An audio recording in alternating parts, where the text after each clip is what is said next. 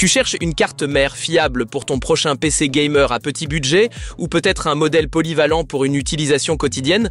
Alors reste bien avec nous, car aujourd'hui, on va examiner un modèle qui offre un excellent rapport qualité-prix.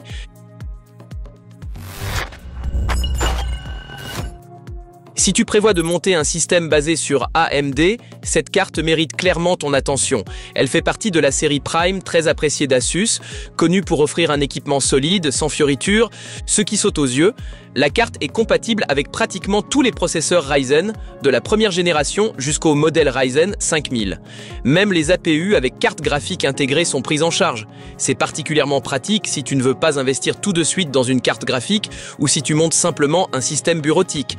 Côté mémoire, la carte se montre assez souple, 4 emplacements jusqu'à 128 Go et des fréquences allant jusqu'à 4400 MHz, à condition bien sûr que ton processeur suive. Pour une carte dans cette gamme de prix, c'est vraiment impressionnant. Niveau stockage, tu disposes d'un port M2 compatible à la fois avec les SSD NVMe et les modèles SATA.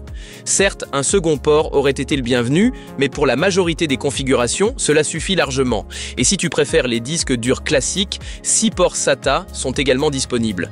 La connectique est aussi bien pensée, 2 ports USB 3.2, génération 2 rapide, 4 ports USB 3.2 génération 1 et même les sorties classiques PS2, HDMI, DVI et VGA, rien n'a été oublié.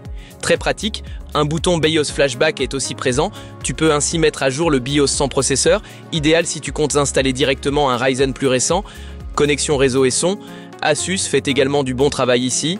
Un LAN gigabit avec protection pour une meilleure durabilité et un son intégré correct avec 7 canaux. Pour la plupart des utilisateurs, cela suffit largement. Même si les audiophiles préféreront peut-être une carte son dédiée.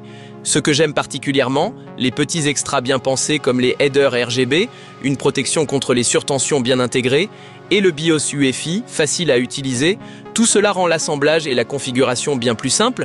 Donc si tu cherches une carte mère stable et abordable, sans faire de compromis sur les fonctions essentielles, tu es clairement au bon endroit.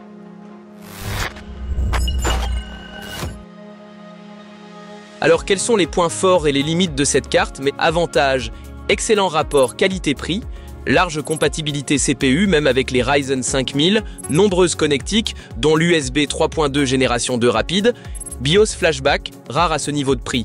Inconvénient, pas de PCIe 4.0, pas idéal pour les GPU haut de gamme récents, un seul port M2, peut être limitant pour les utilisateurs exigeants, overclocking RAM fortement dépendant du processeur, peu de connecteurs pour ventilateurs, limité pour les gros setups.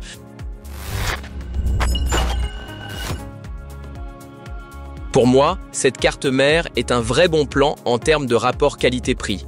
Tu bénéficies d'une compatibilité CPU étendue, d'une connectique solide et d'extras bien pensés, le tout à un prix vraiment honnête. Si le PCIe 4.0 ne t'est pas indispensable et qu'un seul port M2 te suffit, tu as ici une excellente base pour ta prochaine configuration. Alors n'oublie pas de jeter un œil aux offres dans la description de la vidéo, mets un pouce bleu si elle t'a été utile et abonne-toi si tu veux voir plus de tests tech comme celui-ci. À la prochaine!